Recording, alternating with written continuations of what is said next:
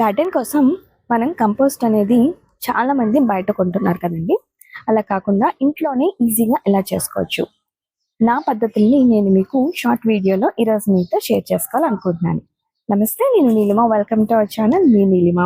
ఈరోజు మనం గార్డెన్లో చాలా సింపుల్గా ఏమేమి యూస్ చేసి గార్డెన్లో కంపోస్ట్ అనేది తయారు చేసుకోవచ్చో నేను మీతో షేర్ చేసుకుంటాను. కంపోస్ట్ అనేది మన మొక్కలకి చాలా చాలా అవసరం కదా. సో అలాంటి కంపోస్ట్ని మనం ఎప్పటికప్పుడు ఇంట్లోనే రెడీ చేసుకుంటూ ఉంటాం. కొన్నిసార్లు బయట నుంచి కొంటూ ఉంటాం.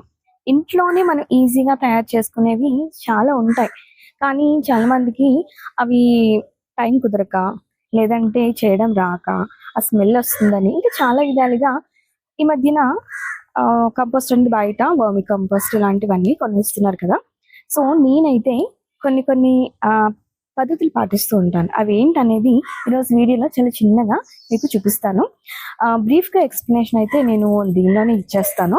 అర్థం కాని వాళ్ళు ఎవరైనా ఉన్నట్లయితే నాకు మెసేజ్ చేయండి. నా వాట్సాప్ నెంబర్కి మీరు మెసేజ్ చేసినా నేను మీకు ఈజీగా సమాధానం చెప్తాను.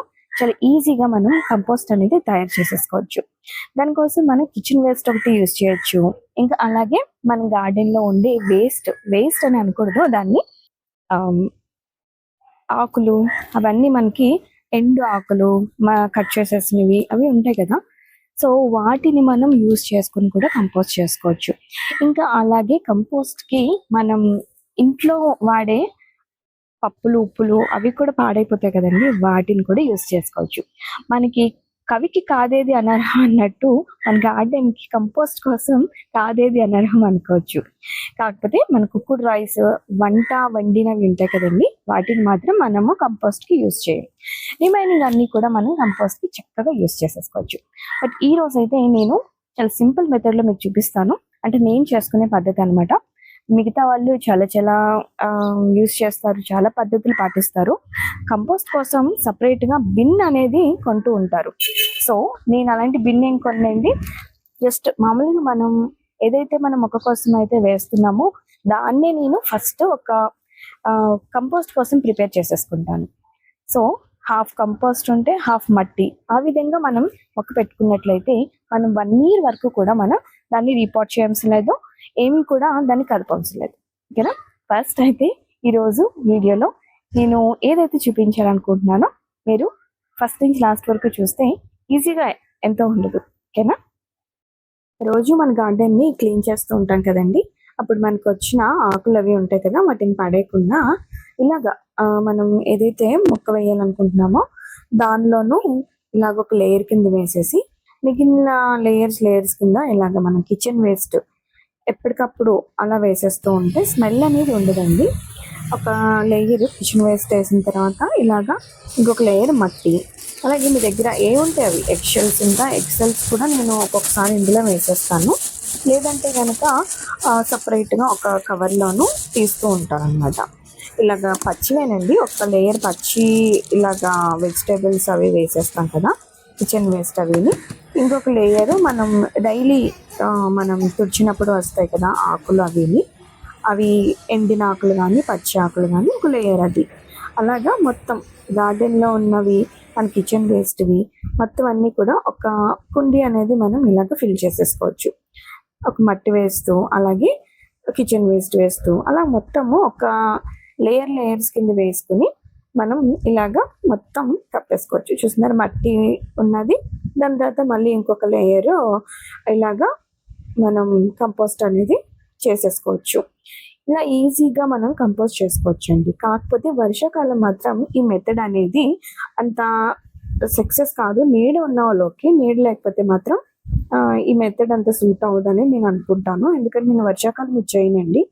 ఇప్పుడు సమ్మర్లో మాత్రం చాలా తొందరగా అయిపోతుంది.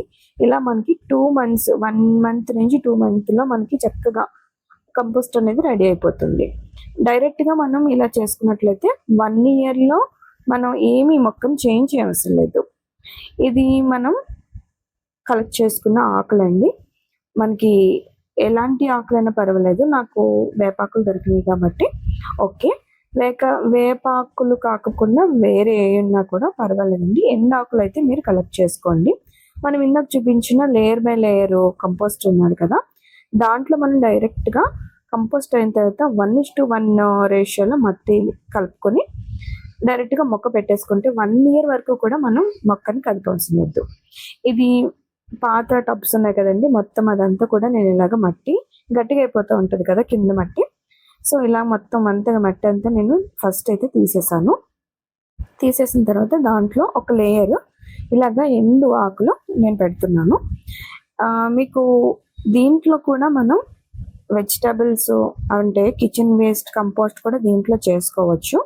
బట్ నేనేమిటంటే దీంట్లో ఇప్పుడు పాదులు అవి డైరెక్ట్గా పెడదామన్న ఒక ఉద్దేశంతో నేను దీన్ని మాత్రం ఈ విధంగా చేస్తున్నాను. అంటే ఇది ఒక ప్రాసెస్, నేను ఇందాక మీకు చూపించింది ఒక ప్రాసెస్.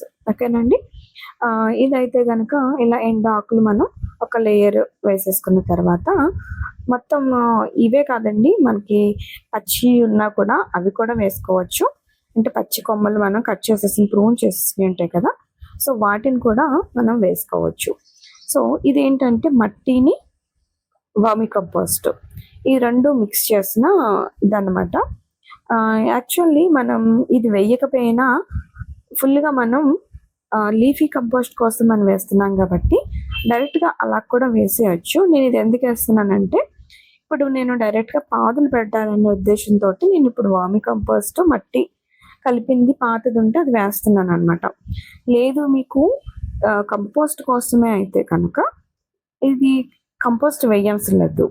మట్టి అలాగే ఆకులు అలాగే మట్టి ఆకులు ఇలాగా లేయర్ బై లేయర్ వేసామనుకోండి, మనకి ఈ ఎండు ఆకులతో అయితే కనుక వితిన్ 10 daysలో అయితే మనకి కంపోస్ట్ అయిపోతుంది. చాలా అంటే చాలా తొందరగా. లేదు అంటే కనుక లీవ్స్ ఉన్నాయి కదండి, వాటిని అలాగే కవర్లో ఉంచేసినా కూడా మనకి కంపోస్ట్ అనేది అప్పుడప్పుడు వాటర్ చల్లుతూ ఉంటే కంపోస్ట్ అనేది తయారైపోతుంది. ఇంకా దానిపైన ఒక లేయర్ మట్టి అనేది వేసేసాం.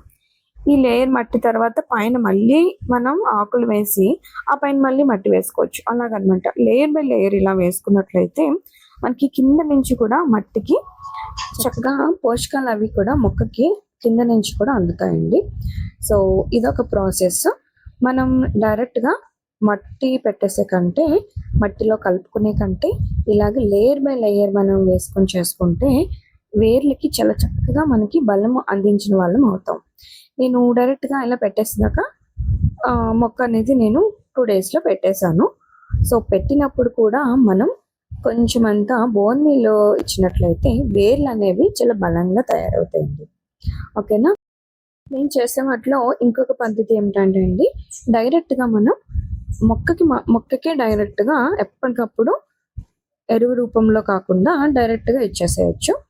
ఏంటి అని అంటే ఇవి మాత్రం కొంచెం పెద్ద మొక్కలకి ఉన్న వాటికి మాత్రం, అంటే చెట్లు మనం ఫ్రూట్ ప్లాంట్స్ లాంటివి కొంటాం కదా, వాటికి మాత్రమే ఇలాగ కొంచెం ట్రై చేయొచ్చు.